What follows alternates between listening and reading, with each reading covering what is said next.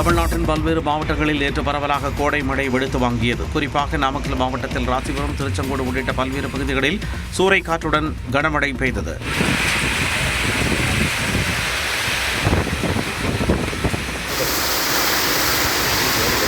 ஈரோட்டில் கடந்த சில நாட்களாக வெயில் வாட்டி வதைத்த நிலையில் இடியுடன் கூடிய மழை பெய்ததால் மக்கள் மகிழ்ச்சி அடைந்தனர்.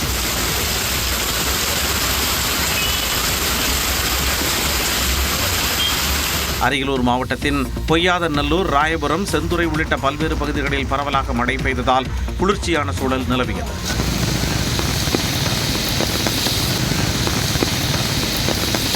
தருமபுரியில் சூறைக்காற்று மற்றும் இடி மின்னலுடன் கனமழை பெய்ததால் வாகன ஓட்டிகள் முகப்பு விளக்கை எரிய விட்டபடி வாகனங்களை ஓட்டிச் சென்றனர்.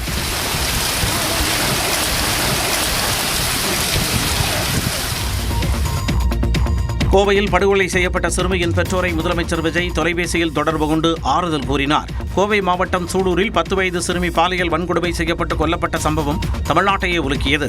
சிறுமியின் உடல் சேலம் மாவட்டம் மேட்டூர் அருகே உள்ள சொந்த கிராமத்தில் தகனம் செய்யப்பட்டது. இந்நிலையில் சிறுமியின் பெற்றோரை முதலமைச்சர் விஜய் தொலைபேசியில் தொடர்பு கொண்டு ஆறுதல் கூறினார். குற்றவாளிகளுக்கு கடும் தண்டனை பெற்றுத் தருவதாக முதலமைச்சர் உறுதியளித்திருப்பதாக சிறுமியின் பாட்டி கண்ணீர் மல்க தெரிவித்தார். உங்களுக்கு எல்லாம் நல்லது நான் செஞ்சு தரேன், என்ன உங்களுக்கு என்ன வீடு இருக்குதா என்ன இருக்குதுன்னு கேட்டாருங்கய்யா, எல்லாம் இல்லைன்னு சொன்னங்கய்யா, செஞ்சு தரேன்னு சொல்லியிருக்குது. நீங்கள் அழுக வேண்டாங்க, நீங்கள் நான் இருக்கிறேன், அதுக்கு தான் நான் வந்திருக்கிறேன் அப்படின்னு. இந்நிலையில் சிறுமியின் குடும்பத்தினரை அமைச்சர்கள் விஜய் தமிழன், பார்த்திபன், சம்பத்குமார் ஆகியோர் நேரில் சந்தித்து ஆறுதல் தெரிவித்தனர். வழக்கை விரைந்து முடித்து அவங்க மேல் நடவடிக்கை எடுக்கப்படும், கடுமையான தண்டனை வாங்கி தரப்படும். அதில் எந்த மாற்றமும் இல்லை. இங்கே இருக்க சூழ்நிலைகள் வேறு அசாதாரண சூழ்நிலை நிலவுது. இந்த கருத்துக்களை எல்லாம் அவங்ககிட்ட கருத்துக்களை உள்வாங்கியிருக்கேன். அதெல்லாம் தமிழக முதலமைச்சர் நாளைக்கு போய் நேரில் சொல்லிட்டு என்ன மாதிரி பண்ணலாம், எப்படி அவங்களோட கருத்துக்கள் அவங்ககிட்ட பரிமாறிட்டு அதுக்கப்புறம் அதற்கான நிகழ்வுகள் நடக்கும். சிறுமியின் குடும்பத்திற்கு 7 லட்சம் ரூபாய் நிதியுதவியை அமைச்சர் விஜய் தமிழன், பார்த்திபன் வழங்கினார். ஞாயிறு விடுமுறையொட்டி சுற்றுலா தலங்களில் மக்கள் கூட்டம் அதிகரித்து காணப்பட்டது. கோடை விடுமுறையை கழிக்க கன்னியாகுமரி மாவட்டத்தில் உள்ள திருப்பரப்பு அருவியில் அதிகாலை முதலே சுற்றுலா பயணிகள் பெருமளவில் குவிந்தனர். அருவியில் வரும் மிதமான நீரில் நீண்ட நேரம் குடித்ததுடன் நீச்சல் குளத்தில் குழந்தைகளுடன் விளையாடி மகிழ்ந்தனர்.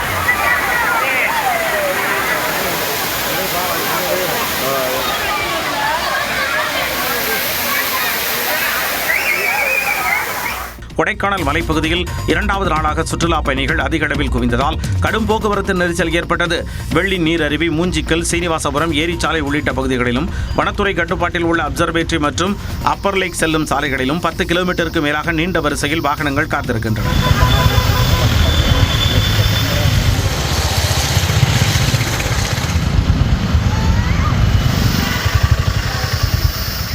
கோடை சீசனை முன்னிட்டு உதகை மலை ரயிலில் பயணிக்க சுற்றுலா பயணிகள் அதிக ஆர்வம் காட்டினர். குன்னூரில் இருந்து உதகைக்கு செல்லும் சிறப்பு மலை ரயிலில் பயணிக்க உள்நாடு மற்றும் வெளிநாட்டு சுற்றுலா பயணிகள் குவிந்தனர். ரயிலில் பயணம் செய்தபோது மலைகள், பள்ளத்தாக்குகள், குகைகள் மற்றும் இயற்கை காட்சிகளை ரசித்தபடி சென்றனர். மேலும் மலை ரயிலில் இருந்தவாறு புகைப்படங்களை எடுத்துக் கொண்டனர்.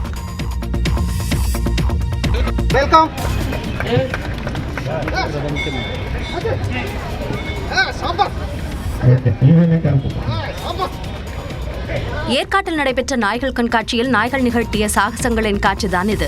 சேலம் மாவட்டம் ஏற்காட்டில் 48வது குடை விழாவையொட்டி நடைபெற்ற நாய் கண்காட்சியில் லாப்ரடார், ரெட்ரீவர், கோல்டன் ரெட்ரீவர் உள்ளிட்ட 100க்கும் மேற்பட்ட நாய் இனங்கள் கலந்து கொண்டன. உரிமையாளர்களின் உத்தரவுகளுக்கு இணங்கி நாய்கள் செய்த சாகசங்களை சுற்றியிருந்த சுற்றுலா பயணிகள் கண்டு ரசித்தனர்.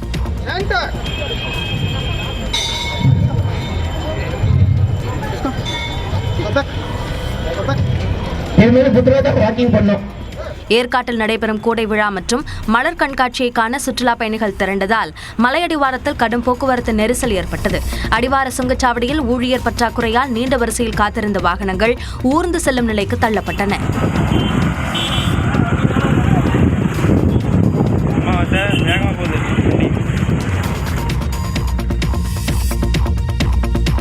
சென்னை ராயபுரம் அரசு மருத்துவமனை அருகே கடத்தப்பட்ட பச்சிளம் குழந்தையை பாதுகாப்பாக மீட்ட காவல்துறையினர் கடத்திச் சென்ற பெண்ணை கைது செய்தனர். சென்னை முகலிவாக்கத்தைச் சேர்ந்த கீதா என்பவருக்கு ராயபுரம் அரசு மருத்துவமனையில் கடந்த 9 நாட்களுக்கு முன்பு பெண் குழந்தை பிறந்துள்ளது.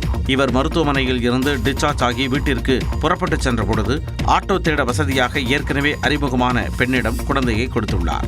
கீதா தனது குழந்தையை அப்பெண்ணிடம் கொடுத்துவிட்டு சில அடி தூரம் நடந்து சென்ற நிலையில் குழந்தையுடன் அப்பெண் மாயமாகியுள்ளார். இதனால் கீதா கத்தி கூச்சலிடவே அங்கிருந்தவர்கள் உடனடியாக கீதாவை ஆசுவாசப்படுத்தி காவல்துறையினருக்கு தகவல் தெரிவித்தனர். இதையடுத்து குழந்தையை தீவிரமாக தேடி வந்த ராயபுரம் காவல்துறையினர் பள்ளிக்கரணையில் குழந்தையை பாதுகாப்பாக மீட்டனர். மேலும் குழந்தையை கடத்திச் சென்ற பெண்ணையும் கைது செய்து விசாரித்து வருகின்றனர். தமிழ்நாட்டின் அரசியல் களத்தை பரபரப்பாக்கிய செய்திகளை தற்போது பார்க்கலாம். தமிழ்நாடு முதலமைச்சர் விஜய் தங்களோடு இணக்கமாக பயணிப்பார் என நம்பிக்கை தெரிவித்துள்ள மத்திய கல்வித்துறை அமைச்சர் தர்மேந்திர பிரதான் PM ஸ்ரீ திட்டம் குறித்து தமிழ்நாடு அரசுடன் பேசுவோம் என கூறியுள்ளார். ஒடிசா தினத்தையொட்டி சென்னையில் வசிக்கும் ஒடிசா மக்களின் அமைப்பான தி உத்கல் அசோசியேஷன் மெட்ராஸ் சார்பாக நடைபெற்ற நிகழ்ச்சியில் மத்திய அமைச்சர் தர்மேந்திர பிரதான் சிறப்பு விருந்தினராக கலந்து கொண்டார். இதில் பங்கேற்ற பின் செய்தியாளர்களிடம் பேசிய அவர் PM ஸ்ரீ திட்டம் தொடர்பாக தமிழ்நாடு அரசுடன் பேச்சுவார்த்தை நடத்துவோம் என்றார். Prime Minister Narendra Modi is committed to develop this country in a unified manner. I am confident the new government will work with us in tandem in the constitutional spirit. We'll talk to them in detail regarding our issues. பாஜகவின் வெற்றிக்கு காங்கிரஸ் தான் காரணம் என்ற எதிர்க்கட்சித் தலைவர் உதயநிதியின் கருத்திற்கும் அவர் பதிலளித்தார். Due to anti-people politics of DMK, they lost the confidence of people of Tamil Nadu. On frustration, they are saying something. NEET வினாத்தாள் கசிந்தது தொடர்பாக CBI விசாரணை நடைபெற்று வருவதாகவும் மத்திய அமைச்சர் தர்மேந்திர பிரதான் தெரிவித்தார். 4ஆம் தேதி 3 மணிக்கு பாஜகவுடைய முக்கிய தலைவர் அதிமுக திமுக தலைவர்களை தொடர்பு கொண்டார். 5 மணிக்கு இவங்க பேச ஆரம்பிச்சிட்டாங்க. பேச ஆரம்பிச்ச உடனே எங்களுக்கு தகவல் வந்து என்னன்னா பிஜேபி வந்து 2 பேருக்கு கனெக்டிங் கால் போட்டு விட்டுருச்சு. அதிமுகவுக்கும் பிஜேபிக்கும் டிஎம்கேக்கும் கனெக்டிங் கால் போட்டு விட்டது பிஜேபி. இவங்க எப்ப கனெக்டிங் கால் போட்டாங்களோ அப்ப காங்கிரஸ் கட்சி வந்து அந்த காலை துண்டிச்சுட்டு நாங்க எங்க வேலையை பார்க்க ஆரம்பிச்சோம். காங்கிரஸ் கட்சியினர் பதவிக்காக சொல்லாமல் ஓடி போய்விட்டதாக எதிர்க்கட்சித் தலைவர் உதயநிதி ஸ்டாலின் சுமத்திய குற்றச்சாட்டுக்கு காங்கிரஸ் MP மாணிக்கம் தாகூர் அளித்த விளக்கம் தான் இது. விருதுநகரில் செய்தியாளர்களிடம் பேசிய மாணிக்கம் தாகூர் நாடாளுமன்றத்தில் பாஜகவுடன் திமுக இணைந்து செயல்படும் என்றும் விமர்சித்தார். இந்தியா கூட்டணியில புதிய வரவு இருந்திருக்கு. தாவேகா சேர்ந்திருக்கிறது.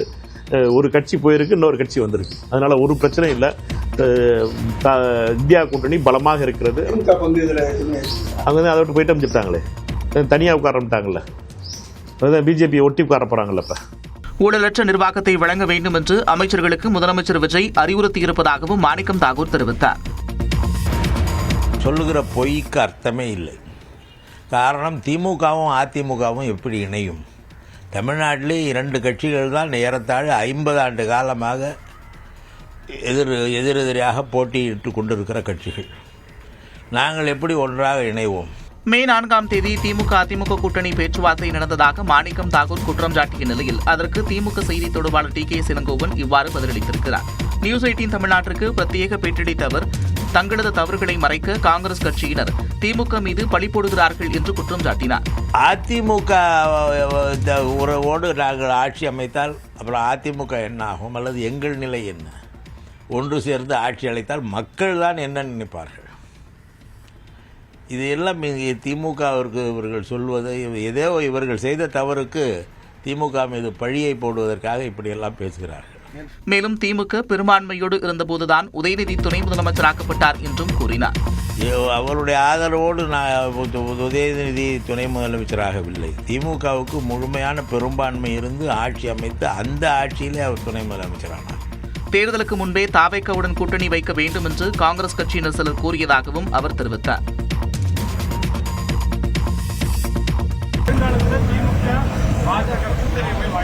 இல்ல, அது மாதிரி நான் உடனே யூகங்களுக்கெல்லாம் நான் பதில் சொல்ல விரும்பல. திமுகவுடன் பாஜக கூட்டணி அமைக்குமா என்ற கேள்விக்கு பாஜக முன்னாள் மாநில தலைவர் தமிழிசை சவுந்தரராஜன் அளித்த விளக்கம்தான் இது. சென்னையில் செய்தியாளர்களிடம் பேசிய அவர் திமுக முதுகில் குத்திய காங்கிரஸ் முதலமைச்சர் விஜய் முதுகில் குத்த தயங்காது என்று விமர்சித்தார். அதே காங்கிரஸ் முதுகில் குத்தி விட்டது என்று திமுக சொல்கிறது. காங்கிரஸ் முதுகில குத்துற பழக்கம் காங்கிரஸ் இருக்கு. அதனால முதலமைச்சர் விஜய் அவர்களும் எச்சரிக்கையாக இருக்க வேண்டும். திமுக முதுகில குத்தின காங்கிரஸ் முதலமைச்சர் விஜய் முதுகலையும் குத்துவதற்கு எந்த விதத்திலும் தயக்கம் காண்பிக்க மாட்டார்கள். ஏனென்றால் காங்கிரசின் சரித்திரம் அப்படி. காங்கிரசுக்காக பாஜகவை கண்மூடித்தனமாக எதிர்த்ததை தவறு என்று திமுக உணர்ந்திருக்கலாம் என்றும் அவர் கூறினார். பார்லிமெண்ட்ல காங்கிரசிற்காகவே பாஜகவை கடுமையாக எதிர்த்தார்கள், கண்மூடித்தனமாக எதிர்த்தார்கள். அது இப்ப தவறு என்பதை திமுக உணர்ந்திருக்கும். அதனாலதான் தனியா சீட்டு கேட்கிறாங்க. கூட சீட்டு உட்கார்ந்து இருந்தா அவங்க அவங்களோட இயலாமை ஒத்திக்கொள்ளும் என்பதற்காக. தாவேக அரசுக்கு கால அவகாசம் கொடுக்க வேண்டும் என்றும் அது கவிழ்ந்துவிடும் என பேசக்கூடாது என்றும் தமிழிசை சவுந்தரராஜன் தெரிவித்தார்.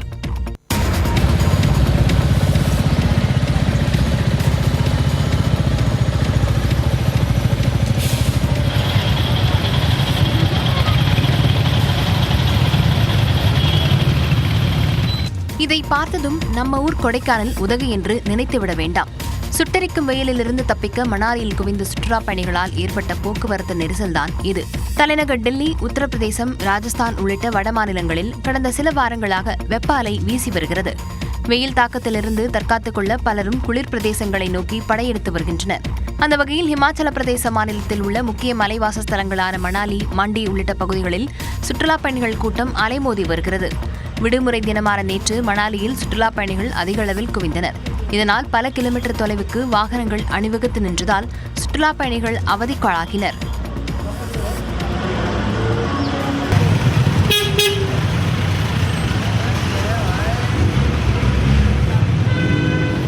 இதேபோன்று மண்டியில் குவிந்த சுற்றுலா பயணிகளால் கடும் போக்குவரத்து நெரிசல் ஏற்பட்டது. போக்குவரத்து நெரிசலை கட்டுப்படுத்த முடியாமல் காவல்துறையினர் திணறினர்.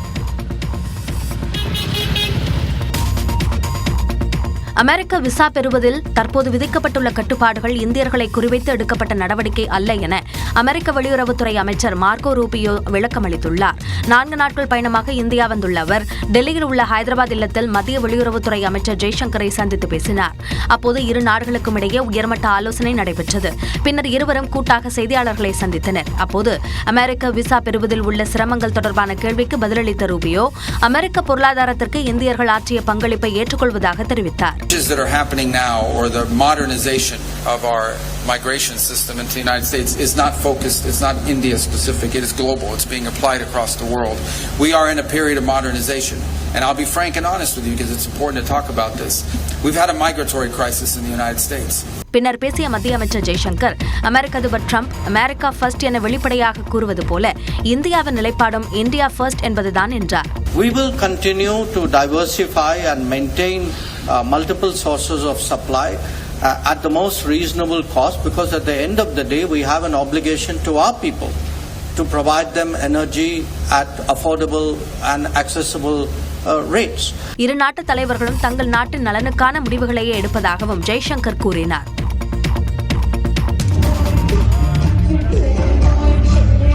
தான் பிரதமர் மோடியின் மிகப்பெரிய ரசிகன் என அமெரிக்க அதிபர் டொனால்ட் ட்ரம்ப் தெரிவித்துள்ளார். அமெரிக்காவின் 250வது ஆண்டு சுதந்திர தின கொண்டாட்டம் டெல்லியில் நடைபெற்றது. இதில் அமெரிக்க வெளியுறவுத்துறை அமைச்சர் மார்கோ ரூபியோ, இந்திய வெளியுறவுத்துறை அமைச்சர் ஜெய்சங்கர் உள்ளிட்டோர் கலந்து கொண்டனர். அப்போது இந்தியாவுக்கான அமெரிக்க தூதர் செர்ஜியோ கோர்னின் அலைபேசி வாயிலாக உரையாற்றிய அதிபர் டொனால்ட் ட்ரம்ப் தான் இந்தியாவை மிகவும் நேசிப்பதாகவும் பிரதமர் மோடியின் மிகப்பெரிய ரசிகன் தாம் என்றும் பேசினார்.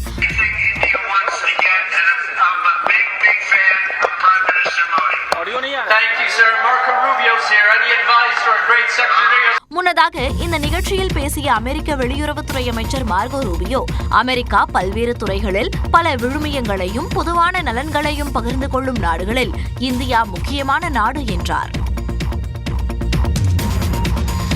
பல்வேறு வட மாநிலங்களில் கடும் வெப்ப அலை வீசி வருவதால் மக்கள் அவதிக்கு ஆளாகியுள்ளனர். ராஜஸ்தான் மாநிலம் ஜெய்சால்மரில் வெப்பநிலை 115 ஃபாரன்ஹீட் என்ற அளவில் பதிவாகியுள்ளது. இதனால் மாநகராட்சி சார்பில் சாலைகளில் தீயணைப்பு வாகனங்களை கொண்டு நீரை பீச்சி அடித்து குளிர்ச்சிப்படுத்தினர்.